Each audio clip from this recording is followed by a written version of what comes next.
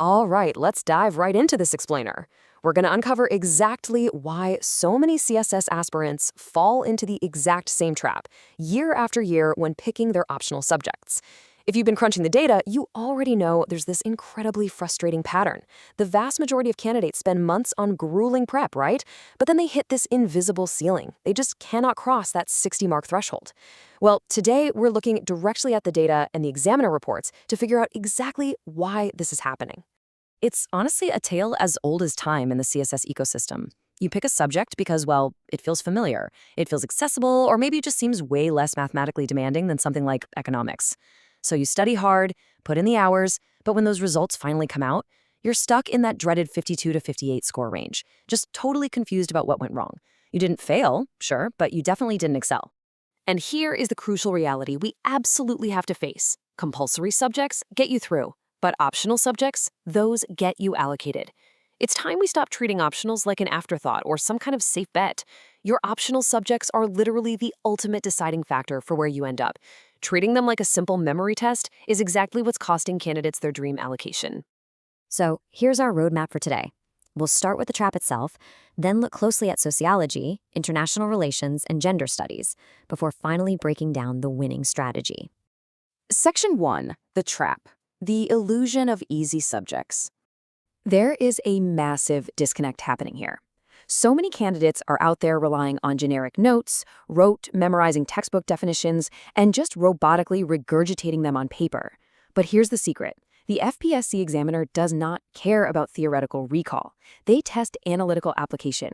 They only reward the candidates who can actually piece those concepts together to form a clear picture of the real-world realities of Pakistan. If you want to break out of the 50s and absolutely smash that 75-point barrier, you have to master this three-step framework. Sure, you start with the classical theory, but you can't stop there. You've got to make what we call the analytical jump. That means moving fluidly from Western theories directly to the lived realities of Pakistan. Without steps 2 and 3, you're basically just writing an undergrad term paper, not a highly competitive CSS answer. Section 2, Sociology, which is a surprisingly deceptive choice. Look, if you're just copy-pasting definitions, like outlining Weber's authority types or defining Durkheim's concept of anomie, you've done the absolute bare minimum.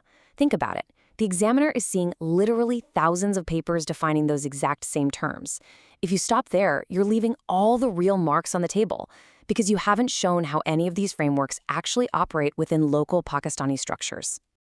Let's take a core concept like functionalism, which is a framework for understanding social institutions. Instead of just jotting down a textbook definition and calling it a day, the examiner expects you to wield this concept like a scalpel. You need to use it as an analytical tool to dissect a very specific, real-world crisis. Because FPSC examiners are actively hunting for specific, localized case studies so they can award those high scores. They want to see you apply functionalism to something like the displacement caused by the Sindh floods. They want you to take conflict theory and apply it directly to the power dynamics of the 18th Constitutional Amendment. Or take Bourdieu's cultural capital and use it to explain how elite families reproduce their political dominance across generations in Punjab. That right there, that is exactly how you score 75 plus. Moving on to Section 3, International Relations, Beyond the Headlines. There is a saying you really need to internalize for this one. Stop reading Dawn. Start writing theory. There's this huge pervasive myth that spending 3 hours a day just reading the newspaper is going to prepare you for IR. It absolutely won't. I mean, awareness of global events is great, but IR is not a test of journalism. It's a test of academic paradigms. To actually score in that competitive range, you have to learn how to apply established theories to your answers. For example, take dependency theory, which looks at unequal global economic dynamics. You can't just casually mention that a country is rich or poor. You have to utilize this exact theoretical framework to explain why that power dynamic exists within the international system in the first place. So rather than just summarizing something you saw on the nightly news, you need to dissect it. If you describe the China-Pakistan Economic Corridor as just a development initiative, you're instantly losing points. You need to analyze CPEC through the lens of realist power competition or dependency theory. You've got to ditch that journalistic vocabulary when talking about Pakistan-India relations and instead apply the frameworks of thinkers like Waltz, Morgenthau, and Wendt. That structured, framework-first approach, that's what evaluators spot immediately. All right, Section 4, Gender Studies, the Underestimated Power.